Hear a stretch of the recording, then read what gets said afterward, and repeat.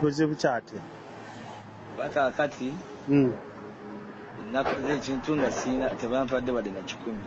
ekyo wakoze ensobi ngera bulijjo wembikola bulijjo ngenda kuba bizonto bampa 2,000 era wekyabadde ono nga baadde banneetaaga kunjja kuba ninakubidde wanu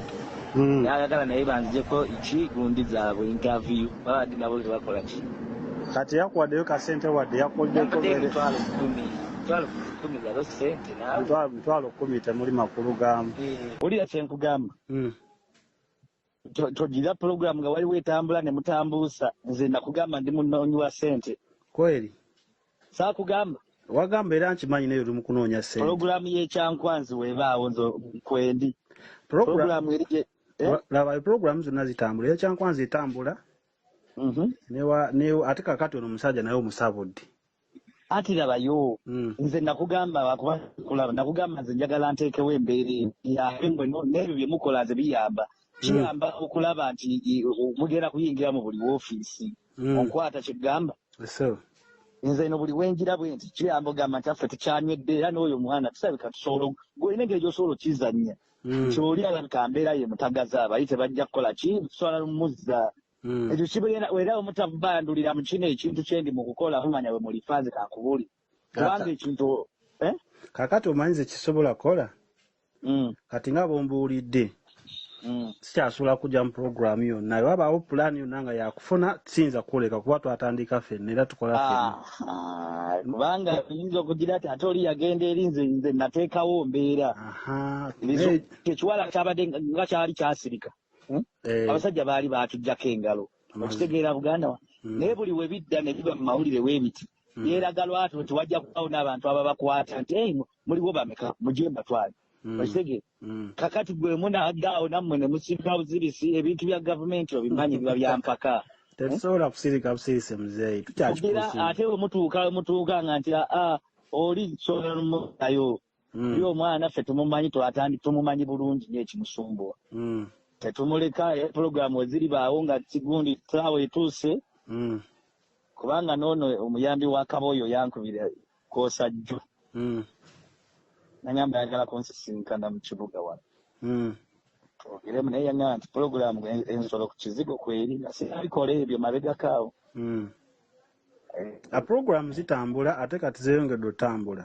zegenzeemu ebbugumu zigenzeemu akabugumu mwekali nsabule nze ekikulu kya byonna nze nkimanyi era bulijjo nkimanyi nti oteekawo mbeera yakufuna kasente kyekyo ate n'okuteekawo ebbugumu ku kintu kuba ne waaba kati balamu era asobola okubalaba ate twali tumugendayo leero naye tetugenzeeyo olwaki kikiganye ngambi tujja funa lunaku lula naye sigenzeeyo lwaleero era tetugenzeeyo ffenna mwena temugenze teri agenze oba olwa bino byembadde ngira nga byebijja nga kyalirazeemu embeera endala nedda tewali buzibu naye nga tetugenzeeyo naye nga nkonfaminga nti pulogulaamu y'ekyankwanzi kuba kawulugwayi nako kankubiddeko eggulo kaŋŋamba pulogulaamu y'ekyankwanzi ssanya weeri kubanga baatugambye eri mu January muno mu bbanga ttono kakati pulogulaamu y'ekyankwanzi weeri siyinza kujjako temundeke ekyankwanzi sisobola kuleka